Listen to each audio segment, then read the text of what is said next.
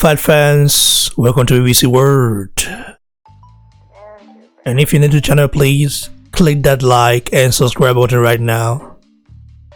If you're already a subscriber of mine, click that like button right now because I'm about to go in on Shelly. Finkel, the manager or one of the managers of Deontay, the bronze Docker Waterman. Shelly Finkel did an interview with the Boston Voice. I would like you guys to at least hear what Shelly Finkel has to say first. I'm surprised that next of the Boston Voice even had the audacity, the energy, the guts to ask Shelly Finkel a decent question for once. I love in Chinese, I love in Japanese, and I love in American English, whatever you guys call it. So let's take a look at what Shelly Finkel has to say. I'm gonna play a little bit of the interview, Let's listen, guys. One manager advisor, Shelly Finkel, manager to the Stars. Shelly, we wanted to have you on the morning show this morning, obviously to talk a little boxing, get your thoughts on Anthony Joshua, Andy Ruiz. It seems to be 100% official. Even PBC on Fox come out and reported it, Michael Coppinger. And we're just here as boxing fans scratching our head as to why can other Al Heyman advised fighters continuously do business with Eddie Hearn except one named Deontay Wilder. Anyway, shout out to the Boston Voice, I have to say, because this belongs to them. Hopefully I don't get a copyright claim from them, but it's just fair use, no.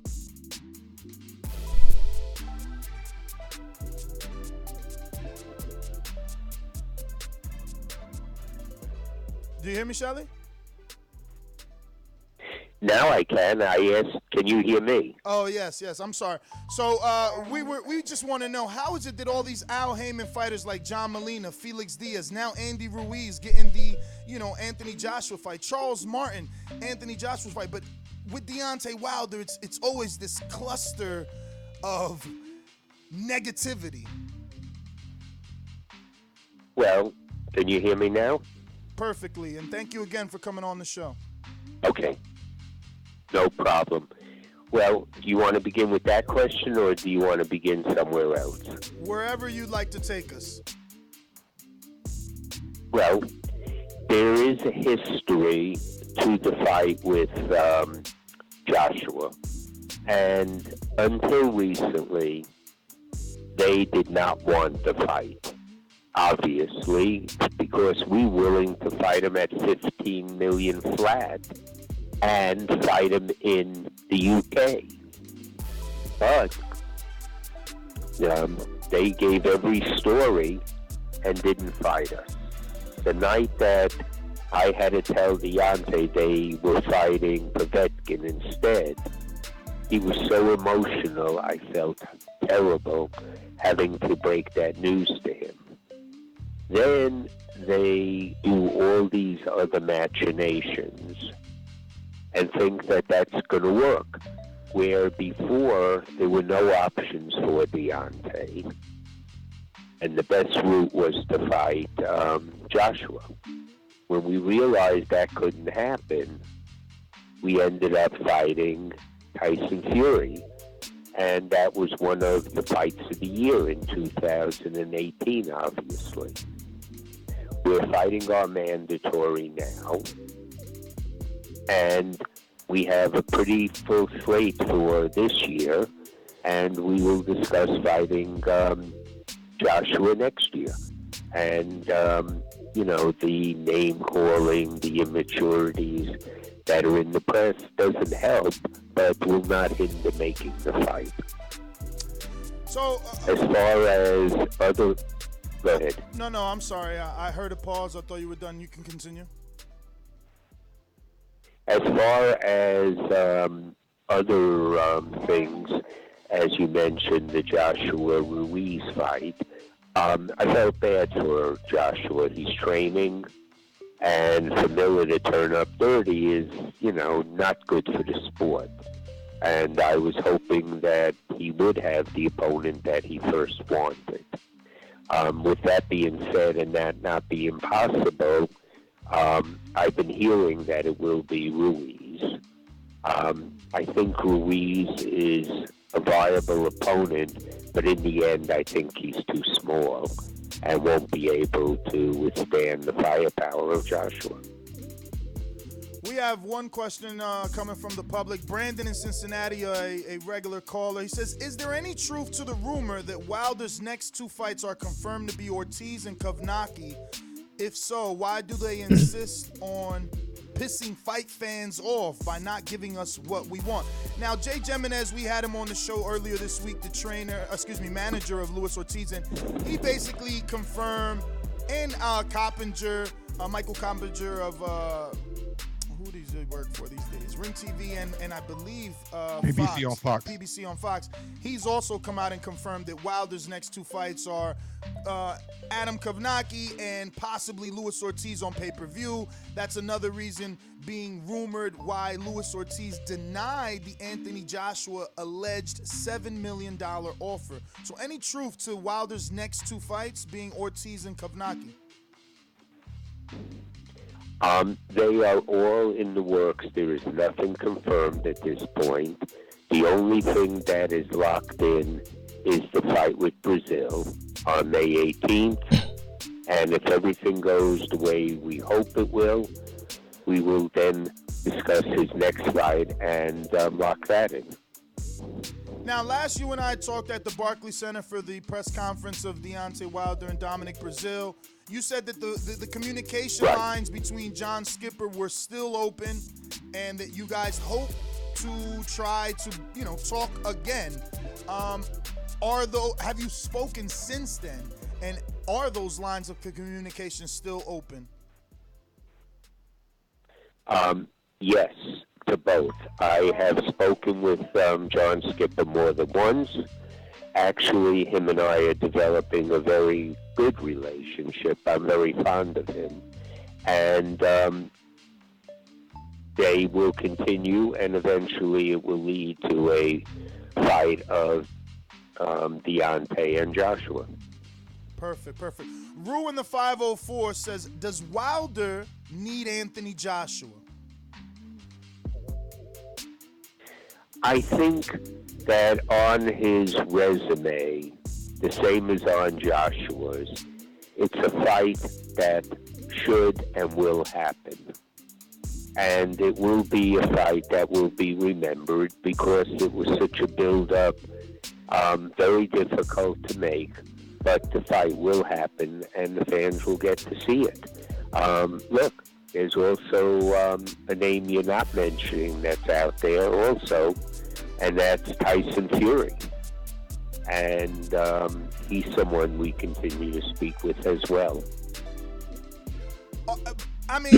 Wilder's taken this stance of pride with AJ and Eddie, and I would figure he would do the same with Fury, who basically left him with all the plans in his hands and ready to announce and went and got a deal with ESPN. I'm shocked, actually, to hear that you do have those lines of communication open and that he is an option. What's the thought process behind that? Like, why not eliminate him the way they did Anthony Joshua a couple of months ago? Because the difference is in the negotiations with Fury, we're dealing directly, and it's not in the press. There's no name calling. There's no, gamesmanship. That fight will also happen when it's ready, which will be in 2019, I believe. And the possibilities out there are immense. It's just that we don't want to be dictated to. We don't want to hear from Joshua, we offered you this, we offered you that. When the time comes to make the fight, you sit down, you say, this is what we think the amount of money is there. Let's divide it in a proportion that's equitable to both fighters, and let's get it on. And none of that will be an issue, not at least from our side.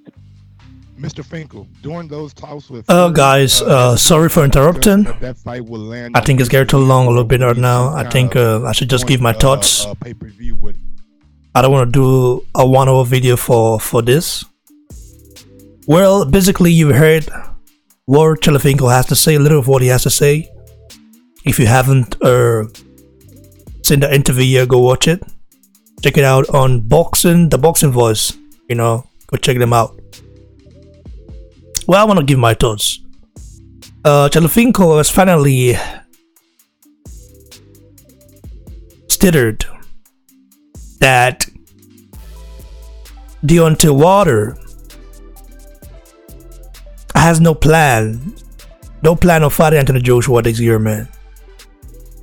That means that the zone offer that they got, they received, or which they actually turned down, the sum of $120 million, right? They turned that down. So the zone offer they turned down was done because they have no plan of fighting Anthony Joshua this year, man. What's funny? On one hand, you have Deontay Wilder ranting on social media that he wants to become the unified heavyweight king. He wants to be undisputed. Says one name, one face, Deontay Wilder. That's what he says, right? But on the other hand, his team wants no part of Anthony Joshua. They want no smoke with a unified heavyweight king of the whole universe, guy. And I'm glad Sheldon Finkel, that's his name, rename, has finally admitted it, man. What took him so long? Now he saw that Joshua is beginning to improve. Joshua is now a monster. Joshua is no longer the guy they thought they can just go in there and try to explore some weaknesses. They see Joshua is now much better, a better fighter. They saw his last fight against Alexander Povetkin. You saw how he knocked Povetkin out, right? You saw how he switched styles from orthodox to southpaw. And they see how Joshua is learning every time he fights. And Luis Ortiz, on the other hand, has been talking shit. Luis Ortiz.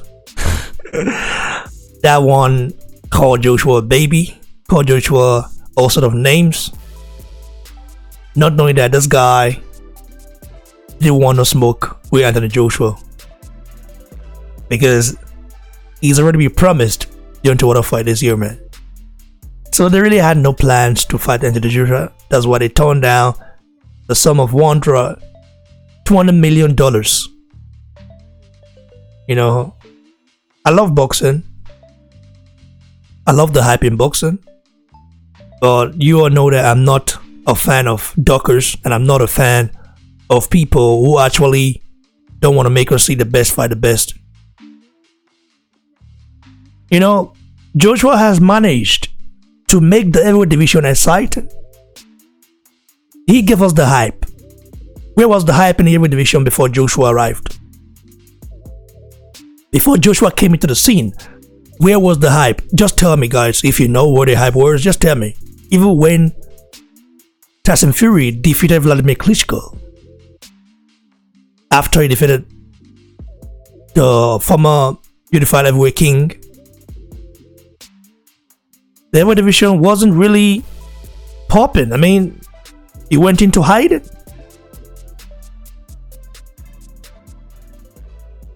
So Joshua brought all the hype, the buzz. He brought people back together.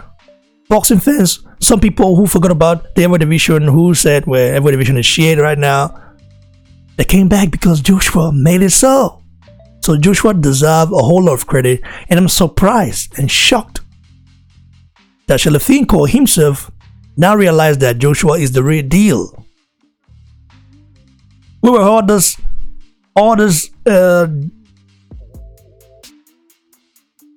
hype around water before Joshua came into the scene. There was no hype around water. When you look at Deontay Water's Instagram followers right now, before he started calling Joshua had, this guy had about 400k, 400,000 followers, and now look, 1.7 million followers. For using an artificial name to grow his profile, that's all they did. Never wanted to fight in if I were king of the world. Never had the guts to fight him, to face him. They got scared. I laugh in Japanese. God, man. Now fear catch them.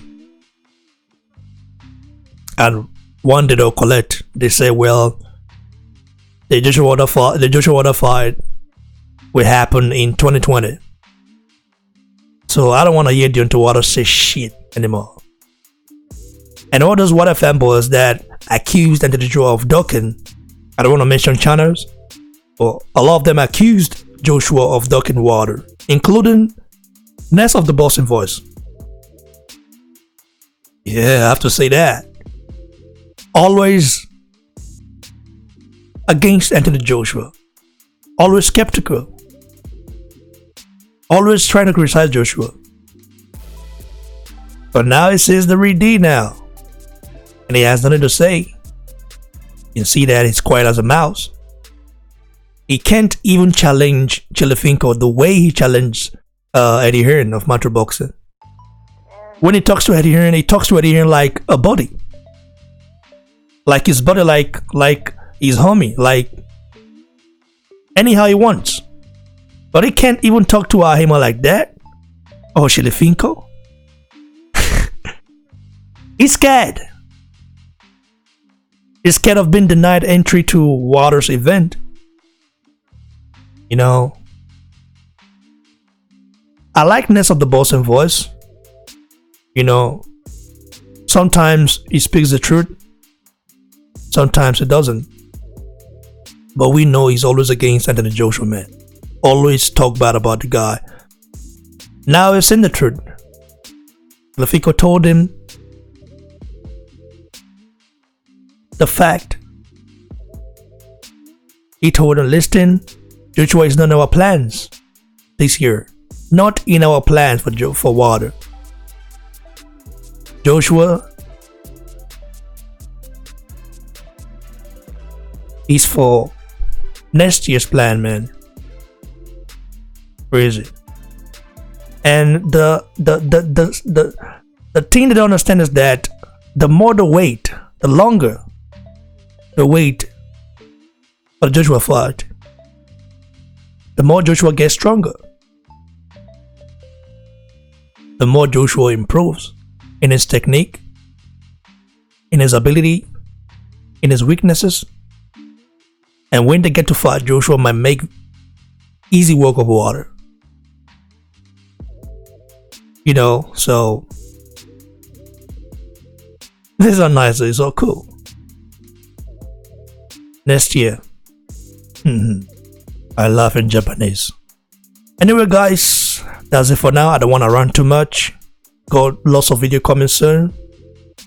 But right now, I'm gonna have to take a break, do some stuff, and as well, you know, get some stuff done. Now we'll be back.